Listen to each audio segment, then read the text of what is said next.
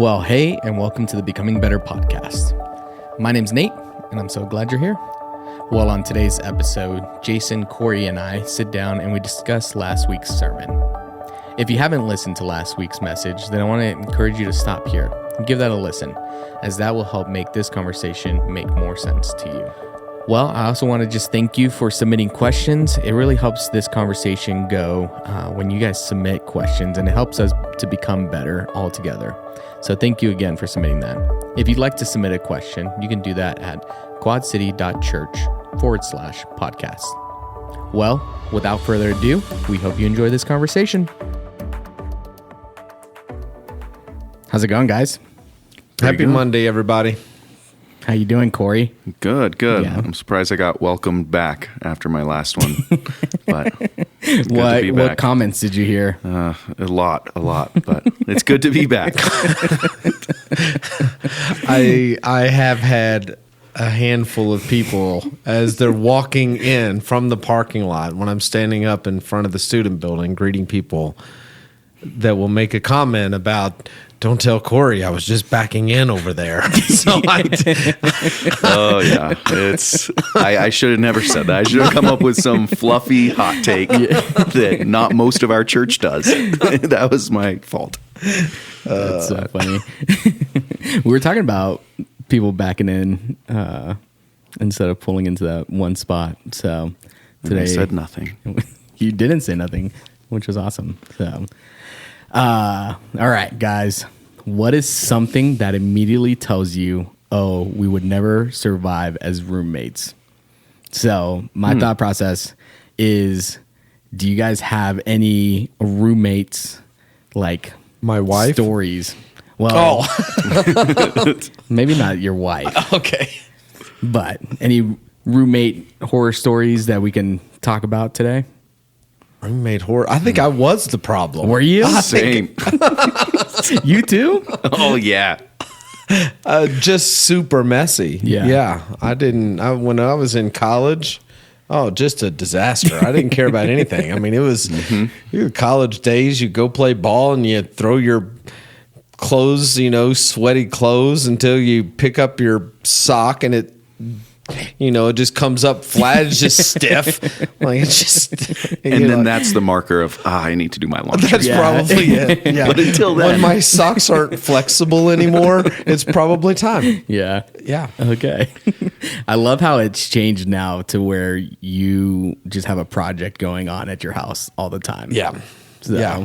Did I tell you I just painted my house? I came over and I saw half your house not painted. So we've lived in this house 4.5 years. This is the third time I've painted the interior. Like legit changed colors the third time in 4 years. So is this the last one? no, who knows? It's the last one for now. Yeah. Yeah. So you're done with it? Nah, most of it. Yeah. So because of the way the upstairs is connected to the downstairs, I got to go down the stairwell, and there's a little alcove down below. So I still have to go. I haven't gotten down that far yet, but the majority of it's done. But yeah. Do you think I was watching a video of like a house reno, and they stepped into the house, and each room was like a neon, you had your neon green, you had your neon pink in different colors. Do you think you'll get back to that, or do you think that's officially dead? oh no, no neon. I don't think that for a house color. Yeah, it wasn't good. No, it's not good. Yeah. No. My wife did show me a new outfit that she got that had neon green and red and pink trim, and I'm like, oh, I feel like we're about to open an episode of Saved by the Bell. This is going back. This is 90s, baby. Yep. It's coming back. It's coming back. Corey Never doesn't seen know that about show. that. Well, of course, That's you were born because in you're a 2000. child. Yeah. I wasn't born in 2000. 98. Oh, that's right. Last Sorry. day. Sorry. Last day of it, but 98. So 99. So you were pooping yellow. Yeah, just don't say I was born in the 2000s. that at least give me the 90s. Yeah. No, you don't get the 90s. If you had to be carried around the entire part of the 90s that you were alive, then it doesn't count for you. Yeah, there just seems to be a big difference in my head between people born in the 2000s and not the 2000s quite yet. So I just give me the 90s. You don't know. You have to have at least a memory of the decade to get to count it. But at least I wasn't born in the 2000s. Oh my gosh. Okay. Let's get back to the roommate thing here before we burn this thing down. So for me, I had just had 2 roommates before I got married, and my first one was very clean and very like specific on like where things went, which first roommate I was kind of like, okay, like if you want to put all the forks in this one drawer, let's do it. But my room was like the boundary line of like, all right, I can do whatever in my room. So it was like messy in the room, but the rest of the house was pretty pristine, which was pretty nice. And then my roommate Jake, we were both just messy guys, so had a lot of laundry just everywhere. Mm-hmm. So yeah. So I was married before Corey was born in 1998. So I don't remember ever. My last roommate was in college, so I don't even remember. It was just a dorm room thing, back in the day. That's just a whole different thing. So I never had roommates outside except for my wife. Mm-hmm. Interesting. Same, yeah. No, I don't think I really have. The only thing for me, I don't care if they're messy, as a single guy when I had roommates, I was the messy one. To Jason's point, I was for sure the problematic roommate. But I just wouldn't want someone who's like a recluse, like someone who doesn't like. I want to go back to my dorm room and know like, all right, people are ready to hang out. Yeah. And so, because I would drive them insane if they just want to like, Corey, leave me alone. The door's closed. Like, leave me alone. I would drive them crazy. Yeah. You already do that in the office. That's true. Just ask Corey or Chase. Yep. And I'm the recluse. Yeah. You're the recluse in the corner. So that's awesome. All right. Well, let's jump in. And this last Sunday, we were in week 8, talking about the 3rd type of soil. And Corey, what is something that stuck out to you? You were in Prescott. So, what stuck out to you? Yeah, I don't think it dawned on me how this is, at least for Americans, this is probably the default soil that we are until, Jason made that a point. I mean, we were talking on Sunday morning before services started, and Jason, I mean, that's essentially what you're saying is like, this is most of our people. And so, it didn't really, I don't know. I guess there's 4 of them. So you think, 25% of people go in this one and this one and this, and that's for sure. That's just not the case. I mean, this is definitely, with everything we have to distract us from Jesus, but this is probably the default for Americans. And so, it was just an interesting lens to think through the people we know, to think obviously ourselves as well. It's easy to think of the people we know, to Jason's point from Sunday, but to run it through that filter of this is me and this is probably the majority of people I know. So, yeah, especially just thinking through, obviously there's this tension that we're always, as Christians, or I guess not always, because it's easy to allow the other things to take over, but the tension of like, is pleasure taking control of you to the point where it's the only thing you focus on, and sitting in that, sitting in it in Sunday morning, just really thinking about the 3 other types, the pleasure, the greed, or no, what was it? I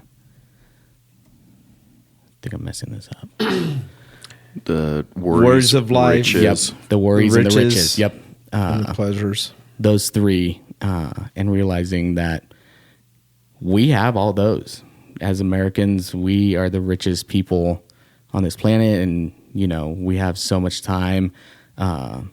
We have so many holidays and just so many ways to allow the pleasures to like take over, and just really thinking through like, okay, what's becoming a weed in my life, and what's taking away that time. So that's kind of what I took from it. So, and the pleasures and the riches definitely overlap because you're seeking the riches to get the pleasures. Yep. So it's dangerous. Yeah, and even really, I've been lucky enough to not really think about my retirement, but even like as I set it up and now the money's like going in, thinking about like, okay, my mind in that was how can I store away all this money to be comfortable and now not think about it. But I know as I get older and get closer to that retirement age, like it's going to be a thought that comes to my head of like, okay, am I going to be comfortable? Am I going to be able to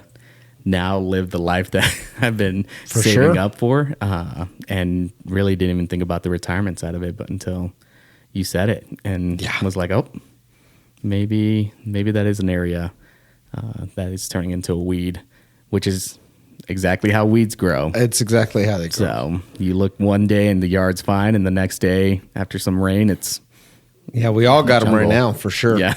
So, Jason, what if I would have given you 5 more minutes? What would you have added? What would you have done a little different?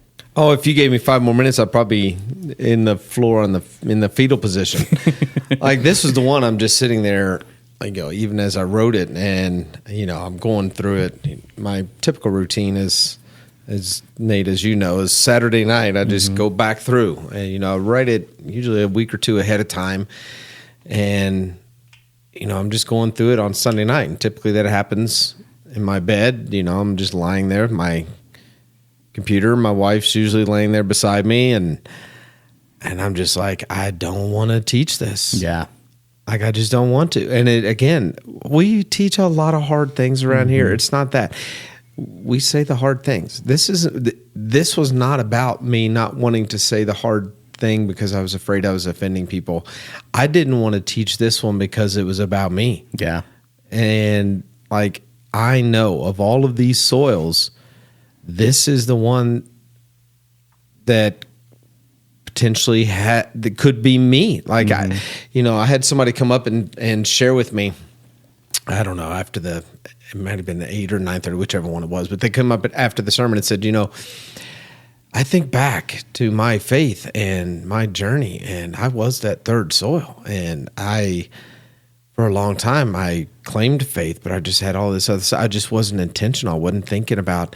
And it changed for me about 8 to 10 years ago, and I really got serious. And I said, "Man, that's so great. That's awesome. Thanks for sharing that." I said, "But I'll be honest with you. For me, this isn't. I'm not thinking about 8 to 10 years ago. I'm thinking about 8 to 10 years from now. Like that's the scary part for me, because this is the one that it's slow, it's methodical. It happens when you don't see it coming. It's just." It just has the ability to, again, it's choke out your faith. It's just slowly. And so I can convince myself that none of these apply. I can convince myself that my motivation for riches is fine, and my motivation for pleasure is fine, and I can convince myself that I'm in the good on all of this stuff. And so I'm seriously, I just was like, I don't want to preach this because I don't know what I'm going to do. Yeah. And so I'm trying to sit with the Lord and say, what does this look like for me? How do I make sure that I don't fall into this trap? Somebody else came up and shared, they said, it reminded me of the parable of, and I'm trying to remember exactly where it is. I think it's in Matthew 13. But there's this parable that Jesus tells of a field that is planted by a farmer, and the enemy comes and throws seed into the field. And it grows up, and the reality is you can't tell the difference. It's the wheat and the tares is the name of the parable, the wheat and the tares, and you can't tell the difference between which one is the wheat and which one is the tares until the time for the harvest. Mm-hmm. And it they brought up the thought of, we have this growing in us, but we also have an enemy that's continually putting in seed, right? He's continually trying to throw in other things to distract us. So, maybe when it landed at first, there was no, but what's going to happen 3 years from now, 5 years from now? The enemy is going to throw out seed all the time to also try to grow up and choke out our faith. So this is not if I pluck it today, we're good. Because I put weed killer in my yard 2 months ago, and they're back, right? Yep. And so it's just this continual, ongoing maintenance of looking at my life again and again and again. And how have I let these things, these thorns, grow again? Yeah. And they will. And so, again, I'm not even thinking about 8 to 10 years ago. I'm thinking about 8 to 10 years from now. Mm-hmm. Where will riches be on the priority list? Where will pleasures be on the priority list? Well, it's plucking away the weeds that are currently choking out the plant now, while at the same time spraying that weed killer. Yeah. And so, I didn't even think about it like that, of just being, next week we're going to talk about soil number 4. Yep. And even just that doesn't mean you're protected. No, and we'll see that there's work to be done there too. Just because you are good soil doesn't mean that things grow automatically. Mm-hmm. But I don't want to steal the thunder from next week. We won't. I am glad that the good soil is the last one we talk about, because otherwise you go into it. Well, there's that. But also, we don't want people, if it was the first one you hear, people might be like, oh, that's the one me. I am. And then you kind of check out the rest. Well, I remember that other. So not thinking about the good. We've only thought about all the not good soils. The first 3 are the ones you do not want to be. Nope. So... Awesome. Well, let's jump into some questions. The first one that was submitted is just a comment that I would love to read. And it is from Gary. He says, great message. Personally, guilty as charged. And what I find is that the weeds are not necessarily the giant one that stands so tall, but rather a bunch of ground cover that strangles everything. 5 minutes of conversation that wasn't needed, a wasted hour on a podcast, too many Instagram reels. That felt personal. In parentheses, no. Too many Instagram reels before you know it, and you spent way more time simply sprinkling those weeds instead of saturating the garden. An encouragement to the listeners is to take 1 week and simply track what you're watering and how much you're watering. Make any adjustments and pull some weeds. So, Gary, thank you for that comment. I think you're right on with taking this time before next Sunday to truly track and see what is it, because you're right. These cell phones are amazing, but they also are a huge weed. And for me personally, I would say that's probably the biggest one I have. So, yeah, it does make, like I said on the sermon, what would it look like if we all just went back to dumb phones? Mm-hmm. Mm-hmm. Like, what would our life, back to Corey's, days in the 90s. Yeah. If we could just go back to the 90s, when Corey was born. Less accidents. We could just go back to 99. Yeah. That would be great. Good year. 98. You last day. You had 6 hours in 98. Still 98. Stop. Oh, that's awesome. All right. Brian Hallstrom submitted this question.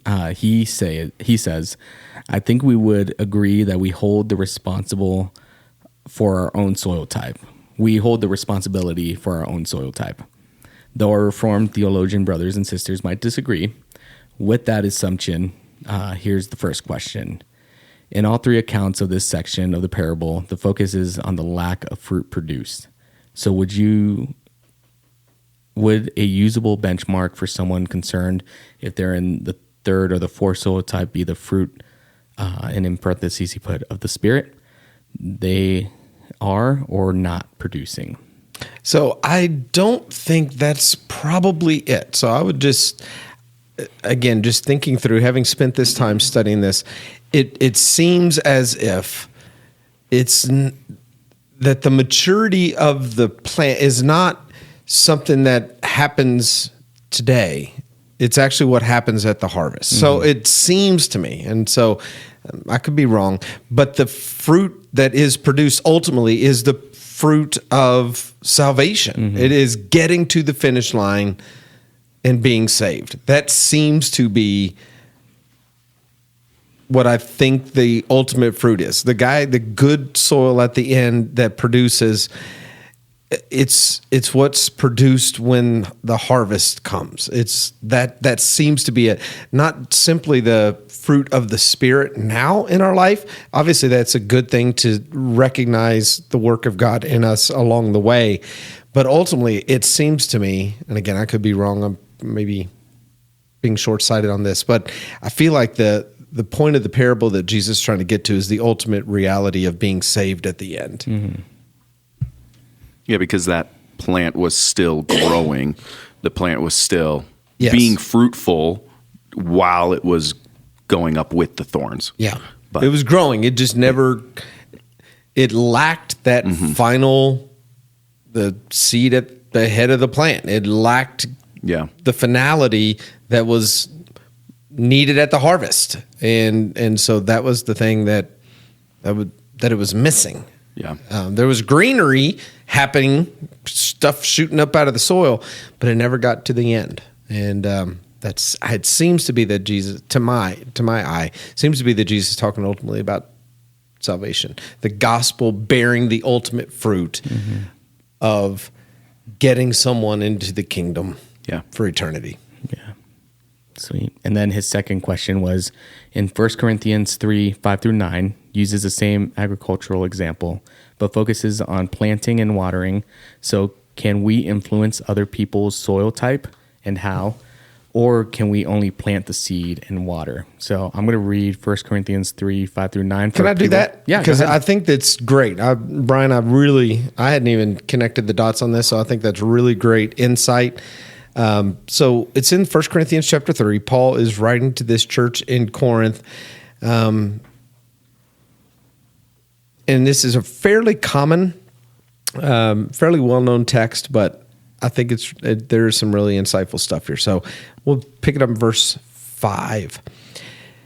Actually, let me back it up, where he finds that these people in the church are arguing about which one of the pastors they love the most. For one says, I follow Paul. Another says, I follow Cephas. I follow Apollos.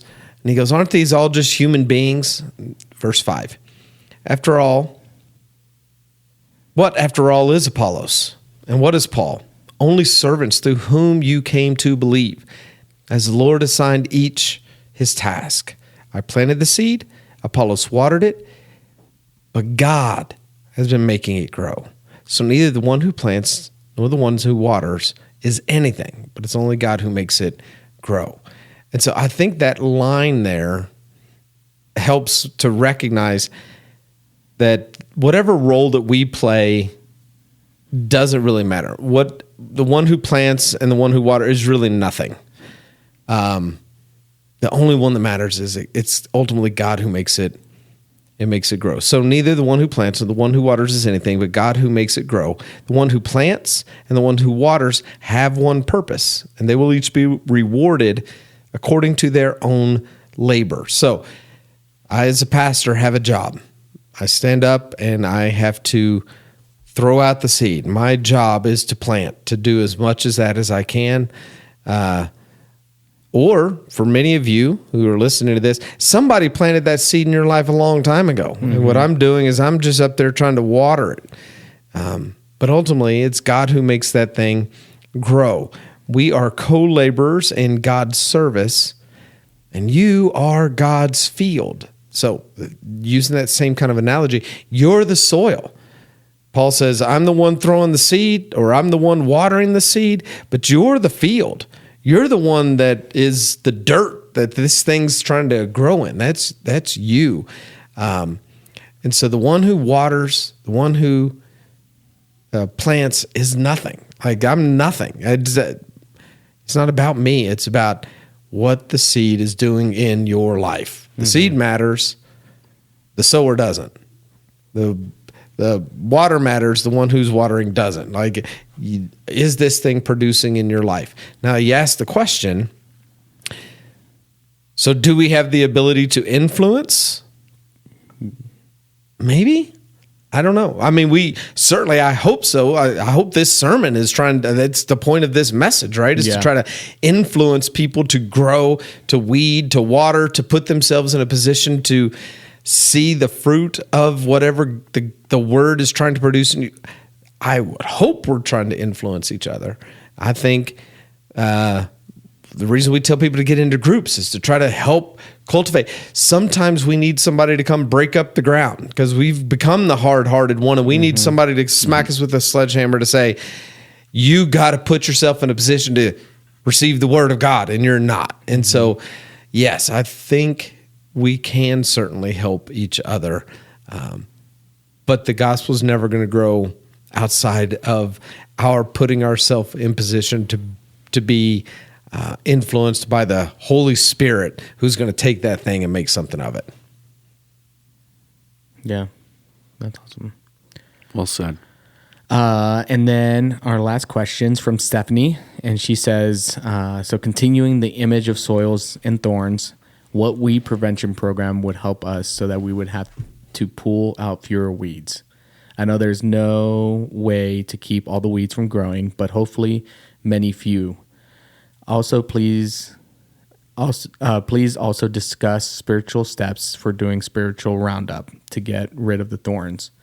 I assume by spiritual roundup, she's talking about that weed killer that gives you lymphoma. So there's that. Stay away from that stuff.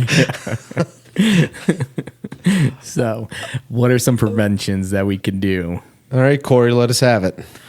Yeah, well, at least the place where I'll come from, where I felt some conviction on Sunday, to help try to roundabout answer this. Where I had felt some conviction on Sunday was around the things that seem to take the passion of my heart. Like, what am I? Am I as passionate about Jesus as I am some of these other things? And so that is something that's how I try to look at things. When you said, Jason, I want you to be as honest as you can be to, figure out if you are in this, that's the direction I started looking at it. Like, what takes up my passion more than Jesus? And there's definitely some things that popped up, and I was like, man, that was an indicator of we've got some weeds at least growing alongside this plant. And I think that when you recognize what you are most passionate about, if it's not Jesus, okay, I think the first step is remembering what brought you to Jesus in the first place and remembering the things that he has done in your life, so that passion, praying for that passion again, like that's been my prayer more occasions than I would like to admit, of just asking God, I want you to stir that same passion in me for you over all these other things. And so I think, when it comes to the weed prevention that Stephanie talks about, is how do we, and I know this probably doesn't answer it, but I think that first step is just recognizing like where my passion's misaligned, and asking for that same desire to want Jesus above everything else. And I do believe that when we come and ask him for that, and when we are willing to put in the work to focus on him over these other things, that passion can be, I don't know if reignited is the right word, but to have that start to become what it once was again. And so I don't know if that's a great weed prevention program, Stephanie, but at least maybe a first step in changing the mindset. Yeah, that's a great one. I think where we tried to end yesterday is where I would say everybody needs to start again. So where did we end? We just asked you to sit there with the Lord. And I just thought about Psalm 139. Like that would be a great one to just begin to sit down, take 20 minutes just sitting with the Lord and read Psalm 139, where the psalmist says, "You've searched me and you know me. You know the inside of who I am. You know when I get up, you know when I lay down, you know all of me from the inside out, and nothing is hidden from you. There's nothing that you don't already know." And he ends with this: "Search me, God, and know my heart. Test me and know my anxious thoughts. See if there is any offensive way in me and lead me to the way everlasting." Like that's the end of that psalm. How amazing would it be if we spent 20 minutes just put that prayer up before the Lord and see what he revealed to us? Yeah. Do we believe that the Holy Spirit wants to join us in the work of getting this stuff out of our life? Yeah, that's why we believe this. That's what we believe. So imagine how honoring it would be if we sat before the Lord and laid that and said, "Search me, show me what's there." So that'd be, I would say, a great place to start.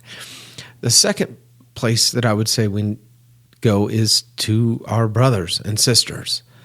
Like again, I got a text yesterday from the leader of my discipleship group, and the text says, "Hey, tomorrow in our group," so my group meets on Tuesday, so we will have done this before most of you hear this, but in my text thread, it says, "Tomorrow in our morning for questions, we will start with, what are the thorns in your life that need to be exposed and removed?" That's going to be the topic of conversation, and we're going to have to answer that, and we're going to have to I'm going to look 4 other dudes in the eye, and we're going to have that conversation. Yeah. And they're going to have expected that I'm going to come with some kind of answer to that question. What is it? And then over the next weeks and months, one of the things that we identified actually last week that we got to grow in is just holding each other accountable. Hey, when we had that conversation 2 months ago, this is what you said. How's that going? Like those are the things that we have to do. We gotta have people asking us these questions. So I think those 2 things, as far as weed prevention, are about as good as any. Sitting before the Lord, and then sitting with other people, and ultimately your wife, your spouse, if you're married, has to be a part of that too. And so, again, I shared that with my wife. You know, we do our young adult group on Sunday night, so we didn't have a long time to talk about it yesterday. But that was one of the things I said to her yesterday afternoon. I still don't know what it is that I'm supposed to do with this. I do know that it's revealed some stuff in me. Like part of that whole riches thing, I threw in the sermon. Imagine your bank account got whatever you think the line of rich is. For if I say $1 million, for some people that'd be like, oh. For others in our church, it's like, oh no, like because they had an investment account that tanked, and now they're so you got it. Whatever the line is for you, part of that came from. The Powerball. I saw an ad for the Powerball, or heard an ad for the Powerball. Okay, I don't know. Is it going on tonight? Help me out there, Nate. The Powerball for last week, I don't know. It was like $600 million or some stupid number, and it's going to be like tomorrow night. Something, whatever tomorrow night. And how much is it worth today?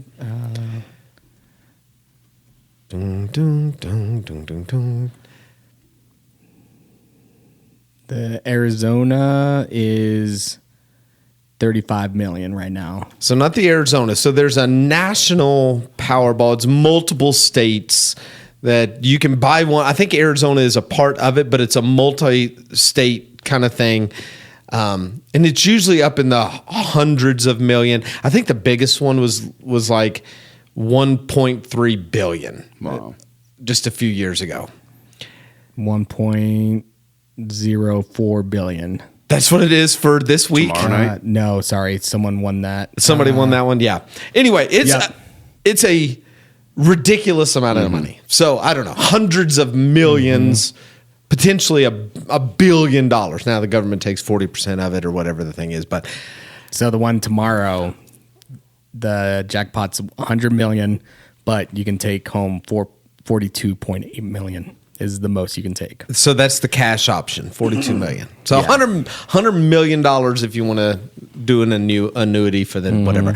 Well, somebody must have won it then because it was like it was some dumb number. Anyway, I heard that and my mind just started spinning. What would I do if I had $100 million tomorrow? Would it make me more like Jesus? Like, that was the question. And that's why I made that part of that sermon. That's how that got added in there. I'm like, do I think it would make me more like Jesus? Here's what I know.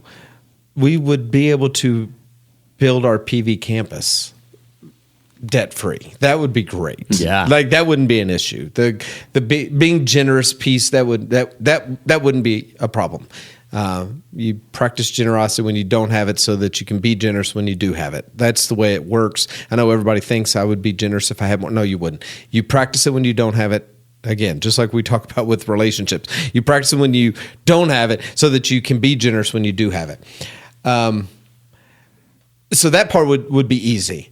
But there's also the other part of me that says, if I had that kind of money, what would my daily life look like? What would I do with my existence every day? Yeah. And probably I'm going to be the Unabomber without the explosives. Okay. Do you all remember the Unabomber? Oh, this is before your time. You don't remember it either, Nate? I think it was Unabomber was 92, wasn't it? He's old. Okay. I just have no idea where you're going with this. Okay. He was just a recluse. He just went and he lived somewhere in a shed somewhere in the mountains. I think it was Wasn't it Montana? Montana or Colorado or Idaho. Maybe it was Idaho, but somewhere. That would be me. I would go find a way to go buy 150 acres around no one, and I would just live my life as a recluse. And I'm like, would that be God honoring? And no, probably not. And again, when I put that line in the sermon, like,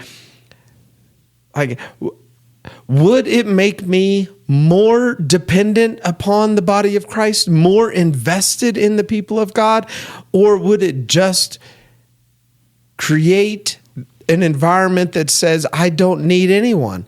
Oh, for sure I'd be in group B. For sure would.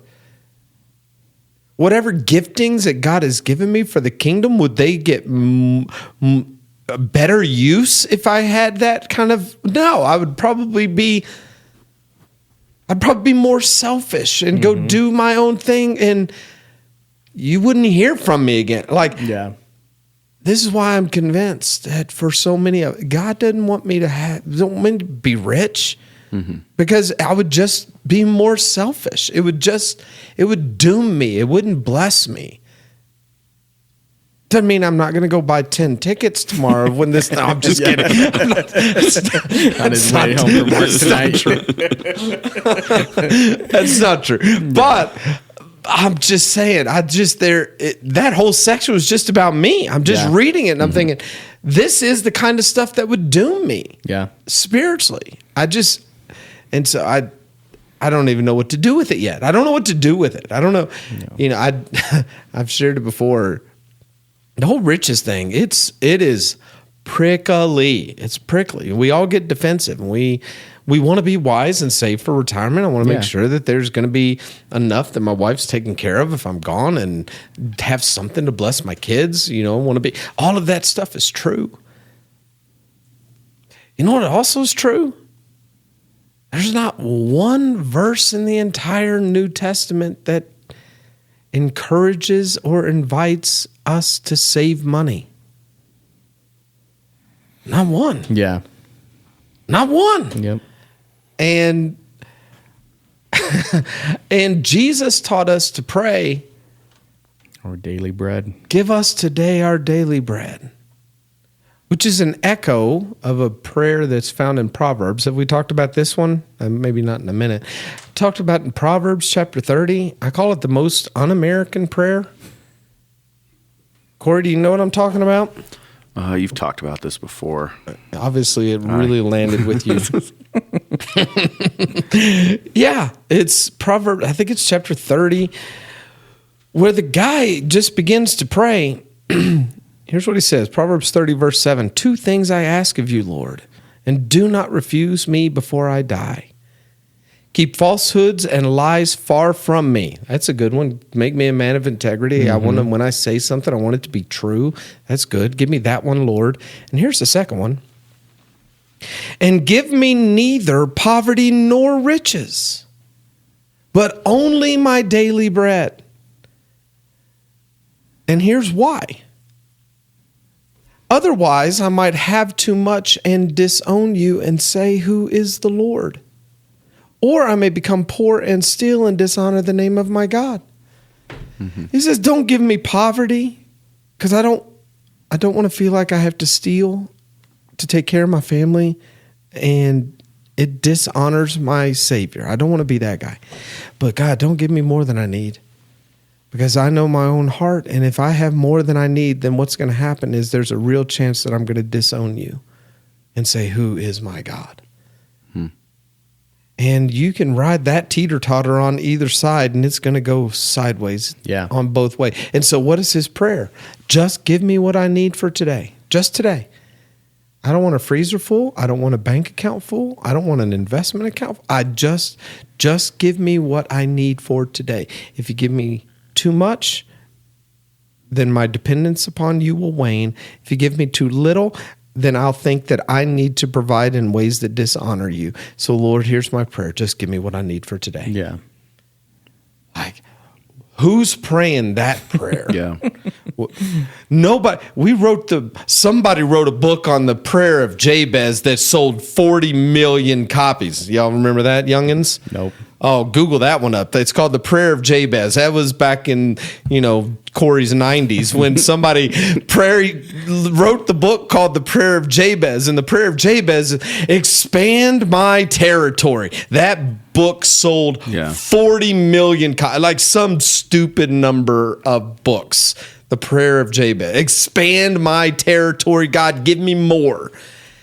You know who's writing a book on Proverbs 30? Give me what I need for today. Ain't nobody writing that book. Mm-hmm. We've asked for our daily bread. I don't know if we did asked for only our daily bread. Give me only what I need for today. Only my daily bread. That's all I want.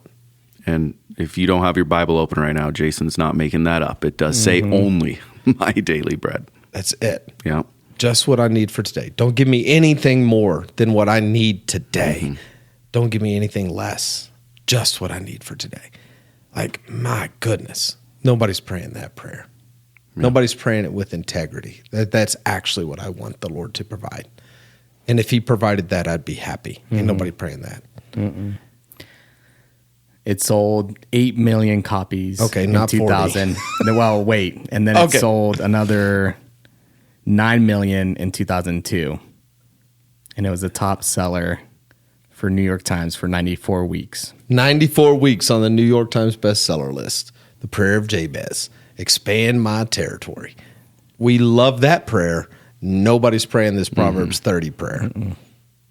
It's why it's such a weed. It's such it. And again, it is if we don't think the enemy is willing to make us rich to get us distracted, then we are falling into his trap. Mm-hmm. And again, I'm not trying to say this to in any way put down people who have resources and wealth and rich. That's between you and the Lord. I'm just telling you where my heart is. And I'm just, as a pastor whose job it is to stand on the wall and say, danger's coming. Jesus pointed this out as a danger that's coming. Of all of the things that he could have said are the thorns, riches is the one of the three that he wanted to make sure that we knew. This is one of the things that will choke out the word in you. And it's frightening because, again, our culture says, no, this is what the blessing of God looks like. Yeah. And I just want to say, we got to be careful because it may actually not be the blessing of God. Yeah. Well, thanks, Jason. As if we weren't convicted enough from yesterday. Throw Proverbs 30 into it, why don't you? But I'm just letting you in on where my head is. Like, I'm just processing through. When you have that moment, dreamed about what would it be like if I won the Powerball and got $300 million, what would I do?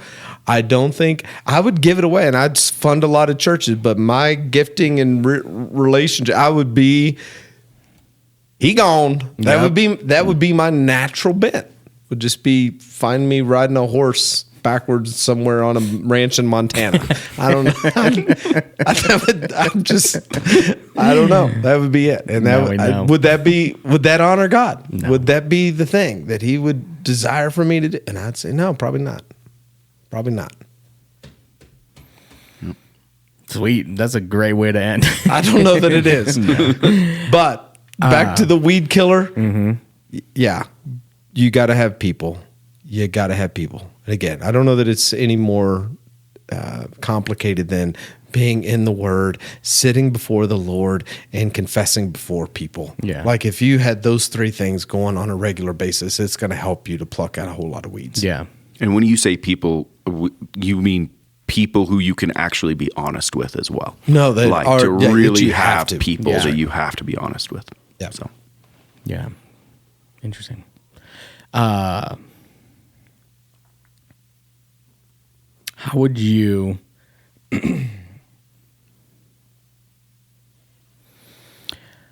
what would be, obviously the discipleship group is the big one, but what would you say if someone came up and was like, the riches is a thorn of mine?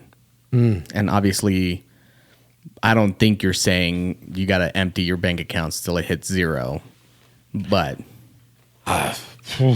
yeah.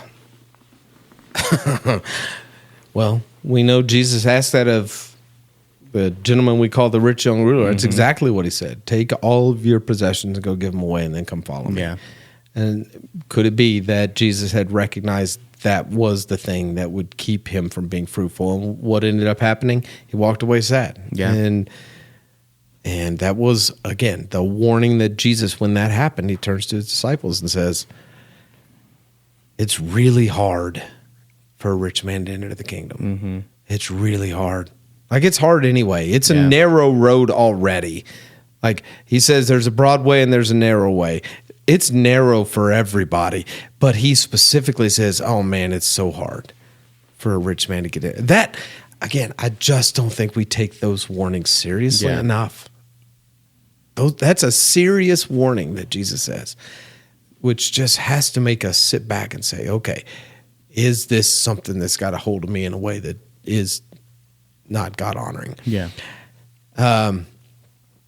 A couple of weeks ago, I did a teaching with our young adults talking about the gifts of the Spirit. And one of the gifts of the Spirit that is identified, I think it's in Romans 12. In Romans 12, there's a gift that is identified. If you have the gift of giving, then give generously.